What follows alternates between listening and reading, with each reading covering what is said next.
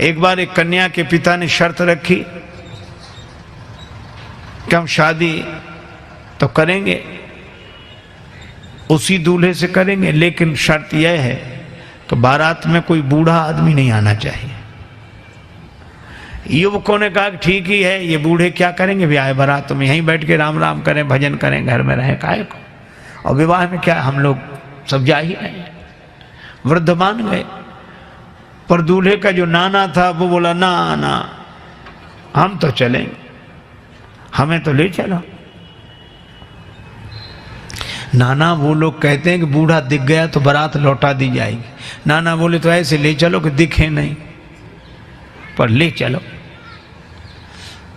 किसी तरह इंतजाम किया गया, गाड़ियों में जहां सामान रखते हैं उसमें ही नाना को किसी तरह छिपा कर ले गए। बारात पहुंची, कन्या के पिता ने अपना एक आदमी भेजा, देखो कोई बूढ़ा तो नहीं आया है। संवाददाता ने समाचार दिया कि कोई बूढ़ा नहीं आया। तो कन्या के पिता ने एक शर्त रखी कि हम विवाह के लिए तैयार हैं, पर बारातियों को हमारी एक शर्त पूरी करनी पड़ेगी। गांव के बाहर जो नदी बह रही है उस नदी में पानी की जगह शुद्ध दूध बहाओ तो हम विवाह करेंगे।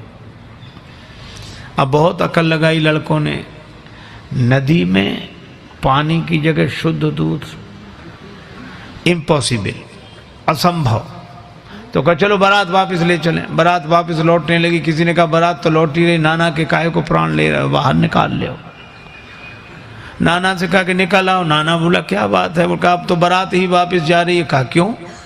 कहा वो कहते हैं कि नदी में पानी की जगह शुद्ध दूध बहाओ।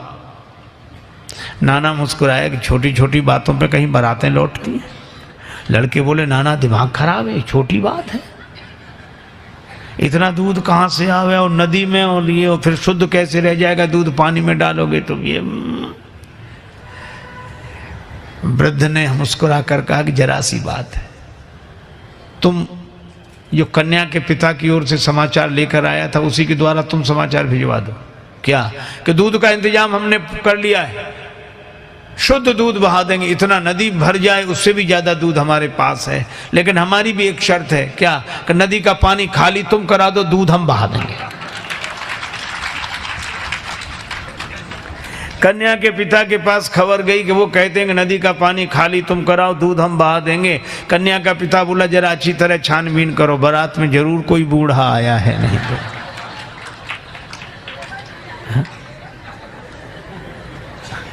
वृद्धों की महिमा है। देखो आज के समय की एक घटना सुनाऊं। एक बार क्या हुआ, रेलगाड़ी के एक डिब्बे में कुछ नवयुवक विद्यार्थी चढ़े, लड़के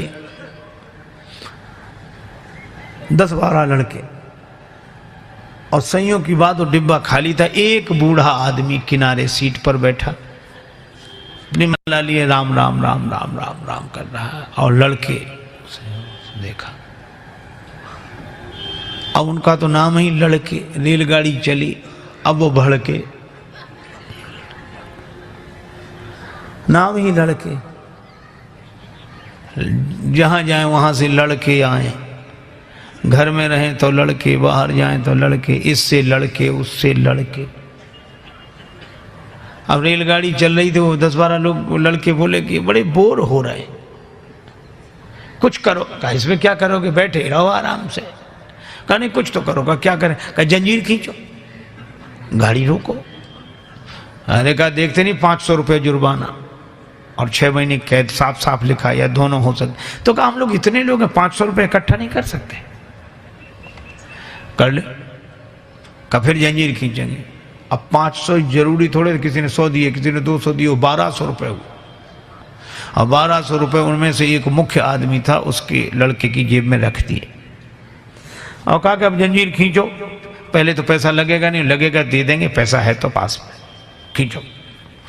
तब तक एक लड़का बोला एक नया पैसा नहीं लगेगा, जंजीर हम खींचेंगे, गाड़ी रुकेगी, अधिकारी आएंगे, नाम इस बूढ़े का लगा देंगे किसने जंजीर खींची। अब बूढ़ा बेचारा बहुत हाथ जोड़े कि भैया हमने आपका क्या बिगाड़ा बच्चों, हमें काहे को, अरे ऐसा मत करो। लड़के बोले बड़ा मजा आएगा, ये गिड़गिड़ाएगा, कुछ लोगों को इसी में मजा आता, पर पीड़न रति, दूसरे को दुख पहुंचाकर सुख पाना। और अंत में यह हुआ कि लड़कों ने जंजीर खींच दी। मुख्य चेकिंग थी, अधिकारियों को लड़के ही बुला लाए। इस बूढ़े ने जंजीर खींची, इस बूढ़े ने जंजीर खींची। अब वृद्ध बड़ा हैरान कि अगर हम कहें भी कि हमने जंजीर नहीं खींची तो मानेगा कौन? ये 10-12 लड़के और सब हमारे बारे में यही कह रहे हैं कि जंजीर खींची। तो उसको भगवान ने ऐसी प्रेरणा दी। अधिकारी ने डांटते हुए कहा, तुम वृद्ध होकर शर्म नहीं लगती, जंजीर क्यों खींची? बूढ़ा बोला, साहब जंजीर तो खींची पर मजबूरी में खींची। क्या मजबूरी थी? हमारे पास 1200 रुपए थे, इन लड़कों ने छीन लिए, इसकी जेब में रखे हैं। अब तो बूढ़े के सामने ही गिने गए थे रुपए और रखे गए। अधिकारियों ने जो देखा तो उसकी जेब में रुपए मिले। ईमानदारी का जमाना था, बूढ़े को 1200 रुपए मिले और शाबाशी दी गई कि बड़ा साहस का काम किया, बहादुरी का काम किया। अब लड़के एक दूसरे का मुंह देखेंगे, ये तो हम सोचते ही नहीं थे। वृद्ध को तो 1200 रुपए मिले, लड़के पकड़ गए। अगले स्टेशन पर गाड़ी रुकी तो पुलिस वाले लड़कों को पकड़ के ले जा रहे थे।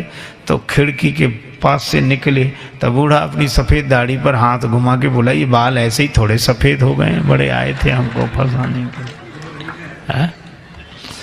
तो ये कहानी है, पर ये कहानी भी संकेत देती है कि वृद्ध के पास जो अनुभव होता है वह युवक के पास नहीं होता। ये बात अलग है कि अनुभवी वृद्ध के पास शक्ति, सामर्थ्य, जोश, उत्साह नहीं होता, वो युवक के पास होता है। तो युवक अपने उत्साह का उपयोग वृद्धों के अनुभव के आधार पर समाज और राष्ट्र के निर्माण में करे, यही हनुमंत कथा का संदेश है।